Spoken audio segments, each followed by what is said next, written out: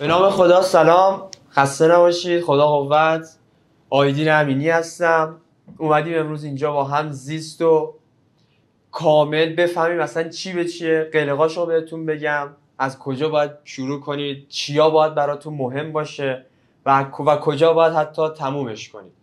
یه معرفی ریز بخوام بکنم خودمو. من نقره المپیاد زیست شناسی دارم. کنکور زیست کنکور 1400 95% زدم و خلاصه بخوام بهتون بگم ته زیست رو در آوردم براتون و امروز اومدم اینجا که اون قلقایی که به من کمک کرد تا زیست کنکور رو 95% بزنم رو به شما هم یاد بدم، با هم تمرینش کنیم و شما هم به همون مرحله برسید. حالا اون 3 تا قلق چیه؟ الان بهت میگم. خیلی هم راحته، هیچ چیز خاصی نداره.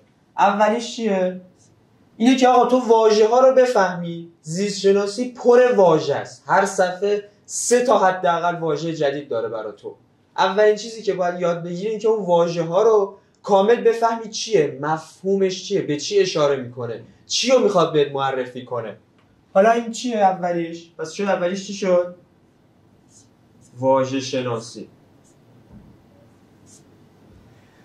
دومیش قراره چی باشه؟ دومین چیزی که تو زیست کنکور قراره خیلی کمکتون بکنه شکلاست. شکل. هر شکل رو شما باید به صورت کامل توی ذهنت اسکن کنی. کامل باید اون روز کنکور جلو چشت باشه. شکله از این گوشه تا این گوشش همش مهمه، ازش سوال طرح میشه. پس دومیش شد چی؟ شکل.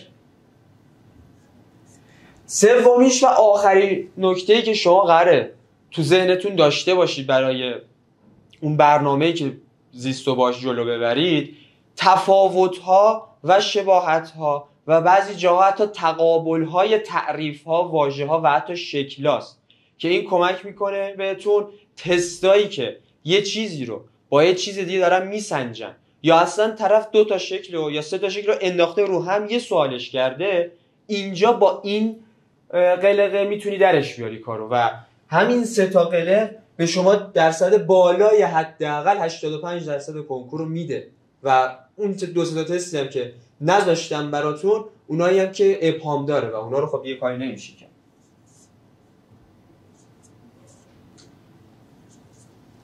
پس این شد 3 تا قلقی که ما باش قرار زیست شناسی رو بخونیم و جلو ببریم و بر این ترتیب اگه جلو برید و با من جلو بیاید هیچ مشکلی پیش نمیاد. هم زیست و دوست خواهید داشت، هم باش حال میکنید، هم درصداتون همیشه توی زیست بالا خواهد.